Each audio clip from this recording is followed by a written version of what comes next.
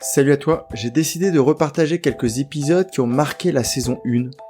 Si ta petite voix te dit, tu l'as déjà écouté, ça vaut pas le coup. Explique-lui gentiment que tu vas réentendre différemment cet épisode, car depuis tu as changé et ton écoute va être encore plus enrichissante. Abonne-toi aussi à ma lettre privée pour recevoir des idées sur ce thème et avancer encore plus vite vers la vie épanouie que tu mérites. Encore merci d'être là, je te souhaite une très belle écoute. Tends bien l'oreille. Et si aujourd'hui tu devenais la personne avec qui tout le monde cherche à être en relation, amicale, professionnelle ou amoureuse?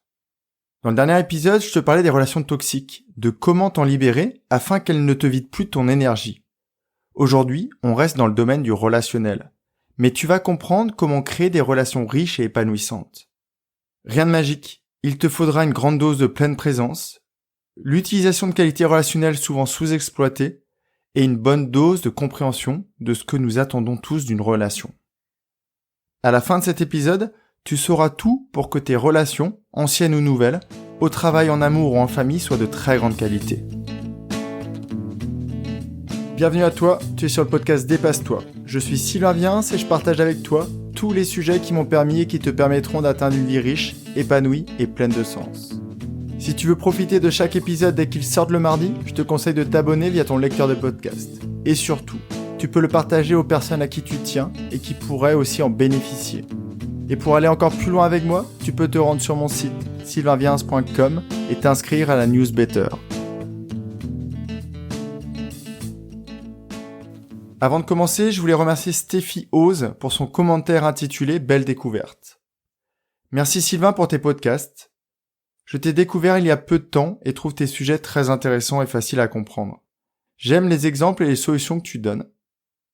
Je voudrais aussi préciser que j'ai contacté Sylvain via son site et il a pris le temps de me répondre et de comprendre mes préoccupations. Je recommande fortement. Merci Stéphanie pour ton message. Comme toi, j'ai beaucoup apprécié nos échanges. Je n'ai pas oublié la visite de l'Opéra de Melbourne que tu m'as promise. Comme promis en début de mois, fin de cette semaine, je tirerai au sort un commentaire pour lui offrir un coaching. Si tu n'as pas déjà fait, tu as encore 5 jours pour en laisser un. Revenons à l'épisode. On me questionne souvent pour savoir comment je crée mes épisodes. Aujourd'hui, je vais dévoiler ma réflexion sur ce sujet. Mon objectif du jour est de t'aider à créer ou à transformer des relations pour qu'elles deviennent riches et profondes, et qu'elles contribuent à ton épanouissement. Je me pose juste la question suivante. Quand peut-on considérer qu'une rencontre ou un échange verbal donne envie d'aller plus loin? La réponse à laquelle je suis arrivé, quand on prend plaisir dans l'interaction et que cette interaction nous donne à nouveau envie d'avoir ou de donner des nouvelles. On y repère 2 idées de base. Une bonne interaction, donc cela demande d'être un bon récepteur, donc d'avoir une bonne écoute, ou d'être un bon émetteur, et donc d'avoir une expression de qualité. Quand je parle de qualité, c'est sur le fond et la forme. La seconde idée qu'on y retrouve, c'est cette répétition dans la communication, et donc la création d'une vraie relation. Et donc j'aboutis à mon plan d'épisode. Que faire pour que tu sois un bon émetteur? Que faire pour que tu sois un bon récepteur? Et enfin, que faire pour que ta relation avec cette personne suscite l'envie de recommencer? Les conseils que je vais te donner s'appliquent dans tous les domaines, familial, amical et même amoureux. Et oui, ça marche aussi avec ce que tu appelles peut-être des collègues. Et pour tout dire, je n'ai jamais compris pourquoi distinguer les amis, tes amis de la vraie vie, de ses collègues. En fait, c'est comme s'il y avait le toi travailleur et un toi différent, peut-être le vrai toi, celui de la vie de tous les jours. En tout cas, mes conseils ou les conseils de cet épisode s'appliquent partout. Je vais donc commencer par t'expliquer selon moi les qualités d'un bon émetteur. Quand tu parles avec quelqu'un, tu dois te questionner sur la personne à qui tu t'adresses pour que le choix de tes sujets soit pertinent. Ça peut paraître évident, mais c'est vrai qu'il est pas forcément intéressant que tu expliques par exemple en long, en large et en travers tes escapades shopping si tu sais que ton ami est très nature et surtout s'il n'a aucune accroche avec la consommation ou avec tout ce qui est matériel. Donc avant chaque échange, tu peux juste te demander de quel sujet mon interlocuteur a plaisir à parler. Je te conseille donc de te focaliser sur des sujets d'intérêt commun que tu as déjà identifiés. Et comme je te l'avais suggéré, oublie à tout jamais les jugements ou les critiques qui ne permettront jamais de créer les relations enrichissantes, bien au contraire. Plus tu seras présent à la discussion, plus tu pourras prendre en compte ses feedbacks, c'est-à-dire ses réactions pour voir si le sujet lui plaît. Ta pleine présence va te permettre d'identifier ces micro-réactions, comme peut-être un sourcil qui se lève, un soupir qui pourrait se faire entendre, un peu plus fort que les autres, ou encore un rougissement de sa peau. Mais je vais revenir sur ce point fondamental dans la seconde partie, ou quand tu passeras sur le rôle de récepteur, où là, la pleine présence est encore plus importante. Après le fond, donc les thèmes abordés, un bon émetteur va s'attacher à la forme. Je suis sûr que tu as déjà rencontré des personnes qui évoquent des sujets extrêmement intéressants, mais qui décrivent tout dans les détails. Le récit est tellement détaillé qu'elles-mêmes se perdent dans la description des scènes ou des actions. Et ce qui fait que toi, au bout d'un moment, tu lâches. Tu perds le fil de la discussion, et donc, tu commences soit à t'ennuyer, soit à vouloir couper court. Donc ne fais pas pareil que ces personnes, et essaye de sélectionner les éléments qui apportent de la vraie valeur à ton récit. Encore une fois, tu peux te suggérer une question. Est-ce un détail important pour la discussion ? Mon troisième conseil est d'agrémenter ton discours d'un langage positif. On l'appelle aussi un langage d'influence. Et j'en ai déjà parlé dans plusieurs épisodes. Je vais te donner des exemples pour que tu comprennes bien comment cette formulation positive peut tout changer. Par exemple, tu vois ton ami qui est pas très en forme. Au lieu de dire « Tu as l'air d'aller mal aujourd'hui », dis plutôt « Je t'ai déjà vu en meilleure forme ». Ton ami va garder en tête meilleure forme et va se projeter avec cette idée. Et de lui-même, au lieu de te répondre de manière négative, il va peut-être te répondre tout simplement « Oui, je devrais peut-être méditer par exemple ». Tu as peut-être envie de dire « Le temps est pourri en ce moment ». Mais essaye plutôt « Qu'est-ce que le soleil me manque ?» En faisant cela, tu restes dans le positif. Et donc tu te permets de rester créatif et optimiste. Et ce qui te permettra de créer un échange de qualité. Le quatrième conseil serait d'être toi-même. Tu ressens le besoin de parler de ton petit loup noir, fais-le. Ne crains pas la réaction de l'autre. Plus tu es vrai, plus ta relation le sera. Et moins tu porteras de masque avec cette personne. Sois toi-même. N'en fais pas trop. N'en rajoute pas. Ce serait dommage de créer une relation sur des mensonges, ou même sans aller jusque-là, sur des exagérations. Si sur une galette blé noir, tu ajoutes de l'ananas, des fruits de mer, du thon, des tomates, la galette a beau être très bonne, tu ne sentiras plus le goût du blé noir, et ce serait vraiment bien dommage. Et enfin le dernier conseil, mais peut-être le plus important, écoute plus que tu ne parles. Ce conseil peut paraître frustrant car la majorité des gens ont envie de s'exprimer et de parler d'eux. Mais je te rassure, logiquement, dans le temps, si tu écoutes beaucoup, la relation va s'équilibrer et tu seras toi aussi questionné. Mais vraiment, au début, concentre-toi sur l'écoute. Tu donneras ainsi à ton ami ou à la personne que tu viens de rencontrer une grande importance, car tout le monde aime se sentir écouté et valorisé. Et en plus, cela te permettra de mieux saisir la personne que tu as en face de toi. Et comme ça, tu pourras aussi mieux identifier les points communs et les accroches que vous avez. Au lieu de commencer une discussion par « moi je », tu peux simplement lui proposer « comment vas-tu ». Passons maintenant au rôle du récepteur.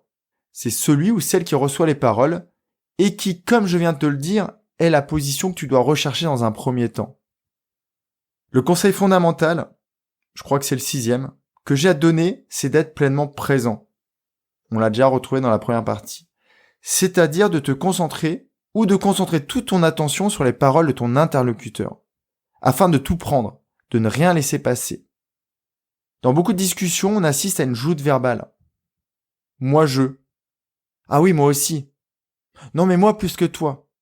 En fait, ces conversations sont totalement stériles et ne permettront en rien de créer des relations riches et épanouissantes.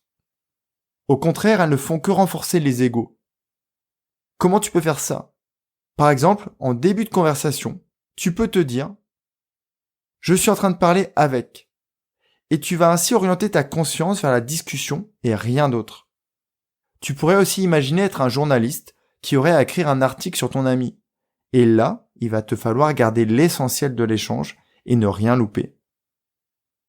Le prochain conseil que je veux te proposer, c'est concentre-toi sur les paroles, mais ça je viens déjà de te le dire, mais pas que sur ces paroles.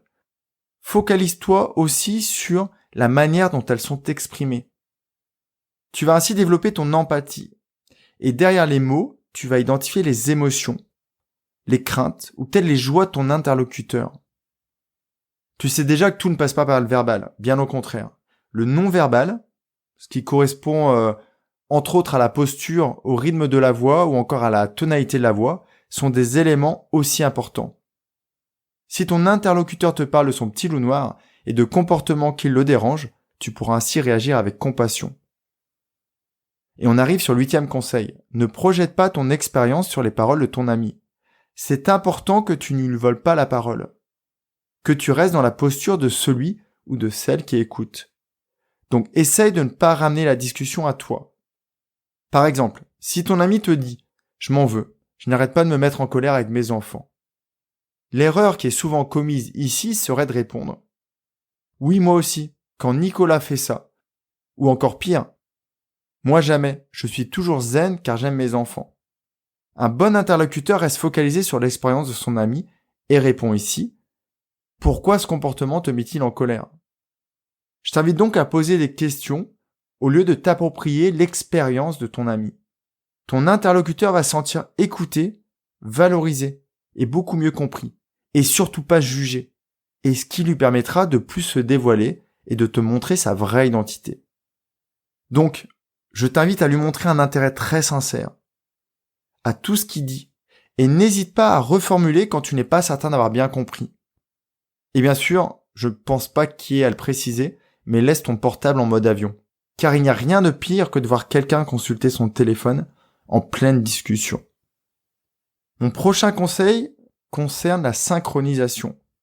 Quand tu es dans la posture de recevoir les paroles, tu peux aussi te synchroniser avec la personne avec qui tu échanges. Quand tu le questionnes, reprends son vocabulaire, le rythme de sa voix et peut-être même son intensité. Et tu peux aussi essayer d'adopter son état d'esprit. Je suis sûr que tu as déjà assisté à des échanges où les personnes ne sont pas du tout sur la même longueur d'onde. Une personne est joyeuse, et en face d'elle, la personne qui accueille ses paroles est dans une indifférence totale.